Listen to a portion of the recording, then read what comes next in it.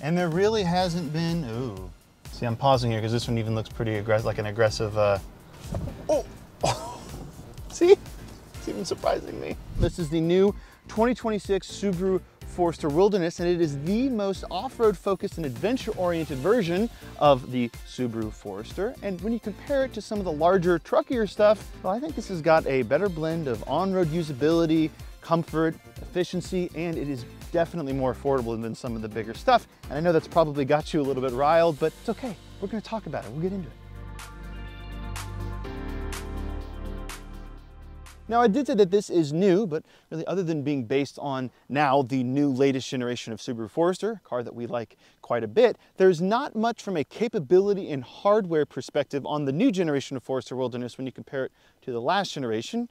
And that's all right. The last gen was quite the capable crossover, and this one even more so. But let's talk about what is new, and well, there's really not much to talk about. The biggest thing you're going to notice when you go from between generations is you've got updated all-terrains at all four corners. Now these are both slightly wider and taller than before, and they add just 1/10 of an inch to the ride height. Now this also does have the updated and more responsive differential shared with all Foresters of this generation, regardless of trim. And well, that's really it, but this is a Wilderness, and it's got all the same familiar off-road hardware that we have come to know of the sub-brand, like those all-terrains, these unique black wheels. We've got all the extra cladding, we've got skid plates, badging, yellow accents, beefier roof rails for like a rooftop tent or a box. We've got a updated and shorter final drive ratio, so you got better low-end torque, and you've got a transmission cooler, so you can actually tow up to 3,500 pounds, and best of all, you've got revised dual mode X mode terrain modes from Subaru, so you can really get out and get dirty. Well, this is all just well and good listing it out on paper, but let's show you skeptics or maybe believers what this is all about.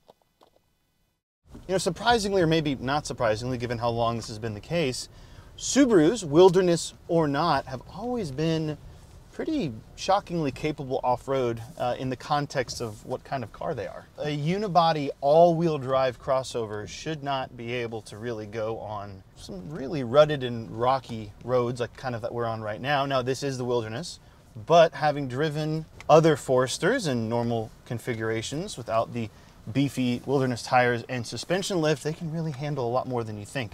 And they can also handle a lot more than some of their competitors. It really comes down to the fact that most Subarus have really good ground clearance. And ground clearance is really the key thing here. A lot of what we're doing today is not really a matter of articulation or, you know, locking differentials and all that kind of stuff. This is 9.3 inches of ground clearance, which is actually more than a Toyota 4Runner TRD off-road. I know, that's surprising, which means a Forester can go through some seriously craggy stuff like this.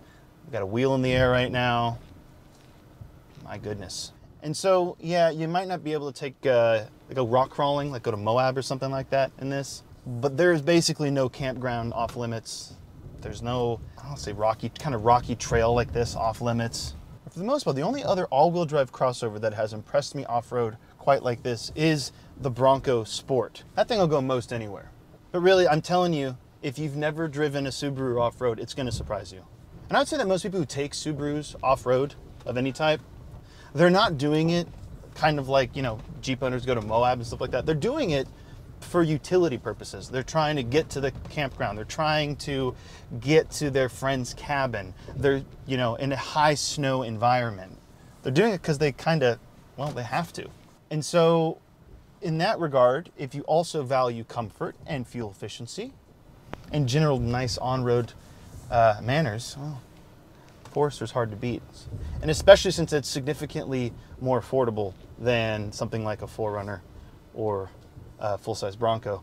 The off-road stuff is really cool, but most people are going to drive this on-road most of the time, and I'm happy to report this Wilderness drives like a Subaru Forester, which means it's comfortable, reasonably quiet, nice, well-equipped, great visibility, but it also means it's relatively underpowered. This 2.5-liter naturally aspirated flat 4 is good for 180 horsepower and 178 pounds-feet of torque.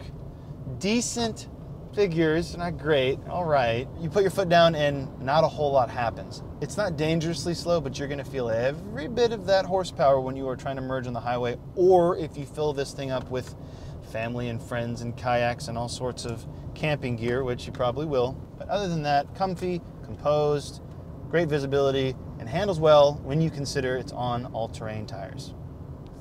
As I say every single time I review or drive a Subaru Forester, boy howdy does this thing need more power. You can't pass for crap out here in these beautiful rural Washington roads. Subaru, you have got a lovely turbo motor up in your lineup. Please somehow find a way, offer it as an option. It would fix pretty much every problem I have with the new Wilderness.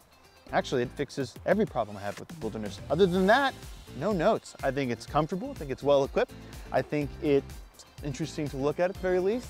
It's remarkably capable for an all-wheel drive unibody crossover. And I think for the overwhelming majority of people, it is all the off-road vehicle you are ever gonna need. Need is the key word here. Of course, I do have more things to say about the new 2026 Subaru Forester Wilderness, but for my full thoughts and review, you gotta go to Cars.com/news.